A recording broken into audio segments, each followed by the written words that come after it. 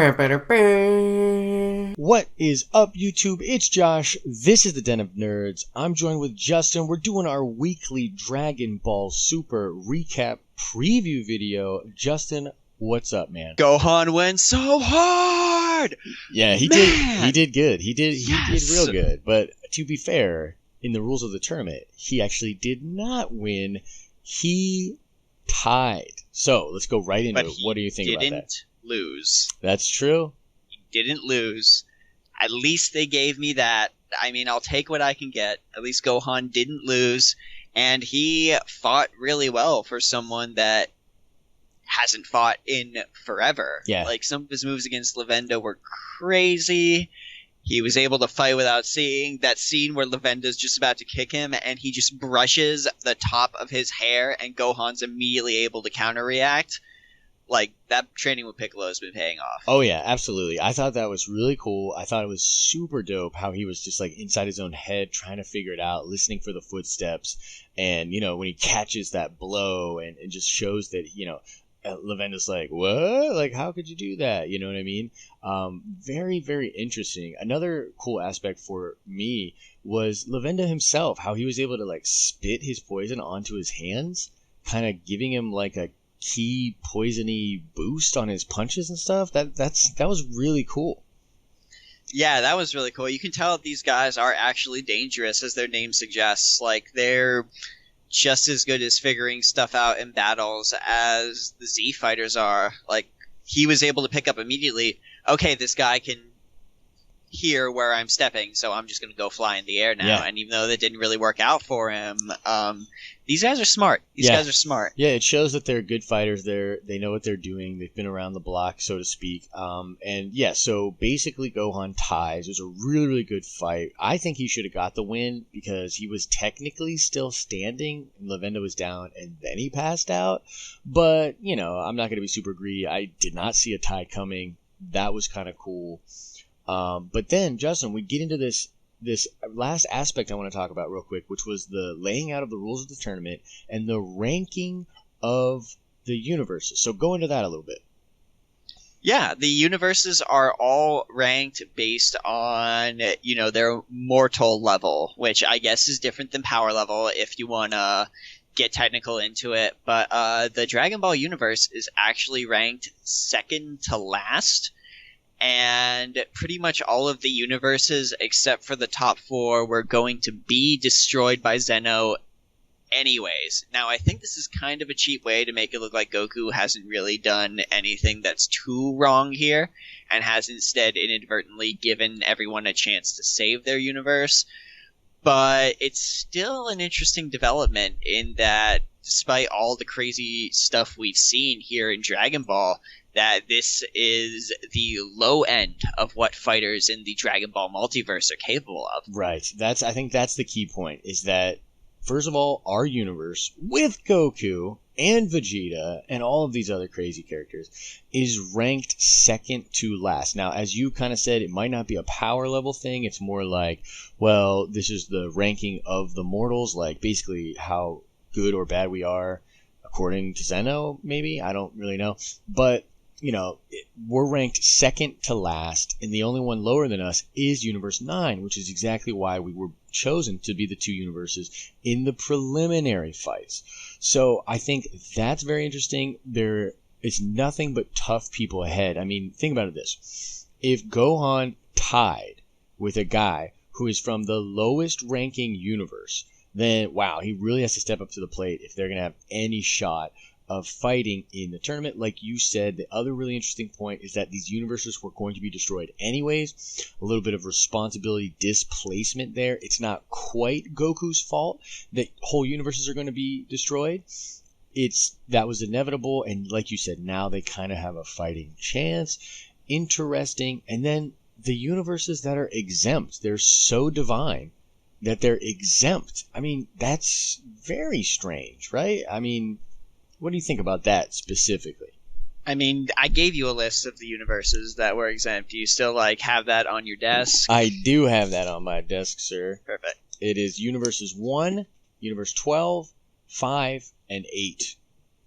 we haven't seen anything from those universes yet, have we? Are even any of the gods of destruction particularly ascribed to those universes that we've seen yet? I don't know for sure. I'm sure there's promotional material out there. We might need to get a translation on it that will kind of, match up the images we've seen to these different peoples. It would have been cool if we got something in the episode where these people in the universes were like damn straight and they're like brushing off their shoulders or something like that.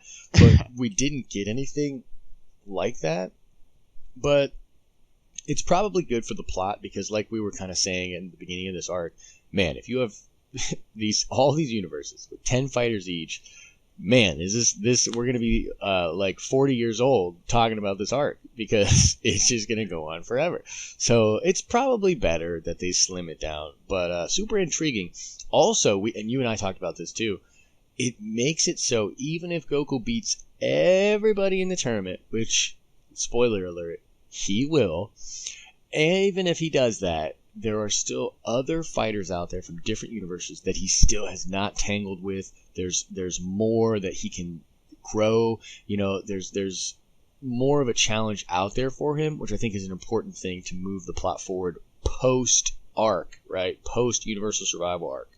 Yeah, anyone who said that this is going to be the last arc of Dragon Ball Super, that doubt has been completely dispelled. I don't really think there's any reason to believe that anymore. No, at all. Yeah, it's we're gonna keep going, and Dragon Ball is the evergreen. It has made money almost since its inception. So as long as it keeps making money, we're gonna keep getting this anime. I think that's just the bottom line. It might fizzle out, and they might cancel it. But I gotta be honest. I think in 10, even if Super ended, I think in 10 years from when it ended, or maybe even less, you'll get another Dragon Ball. I don't think Dragon Ball is going away. I mean, forever. It has reached that pinnacle, just like Star Wars. You know what I mean? It's going to be around in the fabric of pop culture indefinitely. I honestly believe that. Oh yeah, absolutely. Dragon Ball is what I would equate to Japan's Star Wars. Right. Like, absolutely. It's just been so popular and so absolutely phenomenal and groundbreaking, and Dragon Ball Z especially is just like this titan. I can walk out of work wearing my Goku hoodie and there are like 40, 50-year-olds who know that's Dragon Ball Z. Right. It has just become that ingrained in popular culture that, is never ever going away. We are going to be hearing about it for years. It's going to be a classic. That's just the state that Dragon Ball is going to be in. Yes. Period. And speaking of the state, let's get into this preview. This is, of course, the preview for episode 81. Got it queued up right here, and I'm going to go ahead and hit play. Hey, it's me, Goku. Okay, I'll pause it. This is the last exhibition fight. Looks like we got, Champa and all the guys kind of getting ready. We got Bergamo. We got Goku looking super happy. Yep, he's pumped. Staring up at Bergamo. Zeno's high-fiving. Yep, and then let's see here. We've got this shot here. Oh, man. Goku clenching onto Bergamo's back. Yeah. Is that what you're looking at? 'Cause this dude is huge. Yeah, he's huge. It's crazy. So, yeah, Goku's really pumped, and then we got this thing, he's obviously doing the arm stretch, and then here it is. He is on the shoulder. This is the shot right here. He is on the shoulder, so obviously either one of two things happen. Either Goku was shrunk, don't really see that happening, or Bergamo is giant. And Justin, go ahead. What do you think's going on here with this? It looks like a great ape situation here, dude. Like, Bergamo's able to change his size, become big. Basically, great ape, giant Namekian sort of dealio. I want to see Piccolo go toe-to-toe with this guy and bring out the giant Namekian. I think that would be amazing. I agree. No. You know what? Is this the point where Goku, grows his tail back and becomes Golden Great Ape, and then he becomes Super Saiyan 4, and that's what the Red Aura was the whole time, and Toriyama doesn't care anymore. Look, somebody do me a favor. Please keep a count of how many times Justin implies that Super Saiyan 4 is going to come to Dragon Ball Super, because I think it's up to 3 at this point, and that's not going to happen. It's Dragon Ball Super, and Super is in Super Saiyan 4. Just saying. True. Illuminati confirmed. So check this shot out. Now, this is the shot of the hooded figure that, of course, dissolved and absorbed that energy in episode, I believe it was 79. And he's looking pretty interested in this fight. Justin, what are your thoughts? What do you think's going through this dude's head right here? I think he is basically going like, oh, somebody who is interesting, and his name is Toppo, by the way, leader of the Pride Troopers. That is his name. I looked up this since last week. Toppo looks very, very interested in Goku right now. He's probably like, oh, a mortal who can go toe to toe with this person or what have you. He probably like senses his power level or something like that. Finds him very interesting. I think Toppo's going to basically develop this sort of, admiration for Goku as he sees him fight.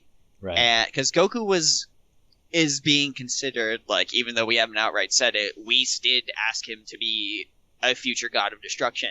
Right. So we can consider him Toppo's equal, at least in that regard. Right. Regardless of how they fare against each other right now. No, that's an interesting point. That's a parallel for sure. The God of Destruction thing. I think he's obviously interested. I think that the whole of all of the universes is going to be interested to see these two fighters, because we got to think these are the two strongest fighters from the two crappiest universes. So what we're really saying is like, oh man, yeah, this team's not really good. Here's their best player. What do they got? And I think that is, they're going to really blow people away. Hopefully, we get to see Bergamo in the future of this arc. I want to see him kind of do his own kind of training or something and come back really, really strong. So it would be cool to see both these guys continue on, and obviously everyone's studying Goku. So I'm going to keep a in here. Oh, a little bit of eyeball shot there. Let's enjoy the limit-breaking ultimate battle. Obviously implying that they're going to break their limits. I mean, that's Dragon Ball, right? We got to do this. Yeah. I'm on this shot right here of Bergamo's face, and he's looking all angry and whatnot.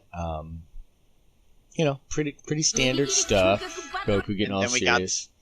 And then we got the title here, Bergamo the Crusher versus Son Goku. Which one wields the limitless power? Yeah. Probably gonna be Goku. Oh yeah, let's be honest. Yeah, it's gonna be Goku. So that's pretty much what we got going on. Yep, there's the title right there.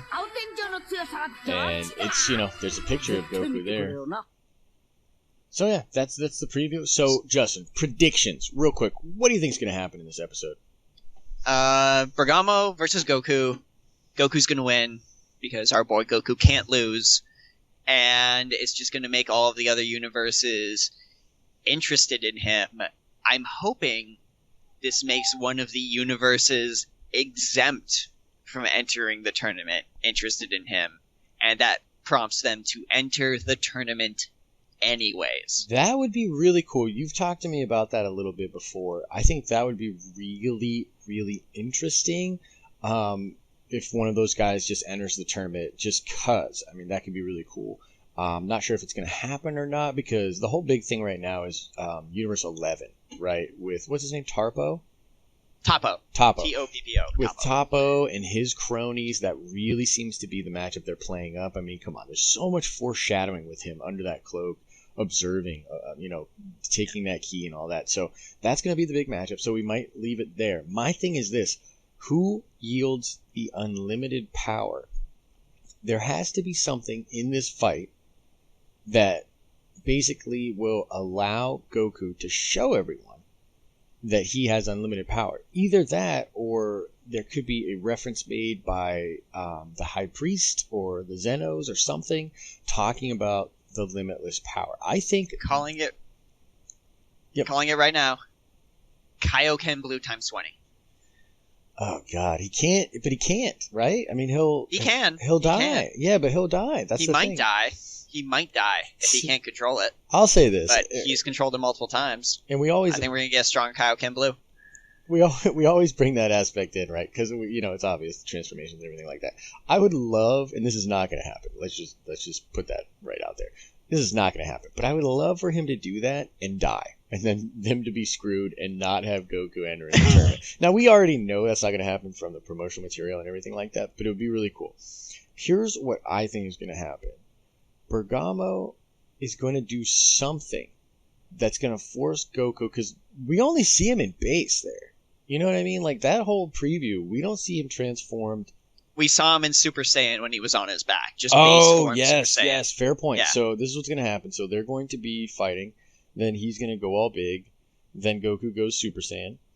And I really want to see something push him into the God Ki. Because here's what's fascinating. So any of the Supreme Kais that watched the God Tube of that Universe 6 and 7 tournament, they realize that Goku can do all this stuff already. But I'm going to go ahead and assume there's a lot of them that aren't watching that or that aren't aware of it. And for all we know, it could be something specific to Universe 10 with all of the Kaioshin. We don't really know. But let's assume they don't realize this. We need something to push Goku to be able to tap into God Ki. And I really want to see a target go on to Goku's back. Like, essentially everyone to think maybe that's disrespectful or you know, just crazy or what have you. But I want to see all of the universes specifically coming after Goku. That's what I think is going to happen. That's why I said Super Saiyan Blue Kaioken. They're going to see, even if he just goes blue, they're going to see this God Ki. They're going to be like, what? There's a mortal who can wield God Ki? This is absolutely unprecedented. Even our universes don't have a mortal who can wield God Ki. And then Beerus is going to be like, yeah, by the way, I have 2 mortals who can wield God Ki in my universe. So your rating might be a little bit off. Yep, that'll be awesome. So, bottom line, we both think that Goku's going to win, right? Yep, absolutely. So this will be 2 weeks in a row that we both have the same prediction, actually, because we're both kind of saying it. We think that Goku will win, and that he will win in such a way that will express his power to the other universe and more or less put a target on his back, right? Absolutely. So, I mean, let's see, because last week we both said that Gohan was going to lose, and we were both wrong. You know what I mean? So that'll be interesting to see. Let us know in the comment section, like, what do you guys think? What do you think is going to happen? What do you think the title refers to? Are we going to get Kaioken in blue? Are we going to get blue? Answer those questions and more in the comment section below. Always willing to have a conversation about this stuff. If this is the first video you're seeing, you know, feel free to go back and watch some of our other Dragon Ball Super videos. We do this every single week. We recap the previous episode and we give previews/predictions to the current week's episode. So subscribe to the channel to get all kinds of content like that. I hope you're having an awesome and nerdy day. See you. Catch you later.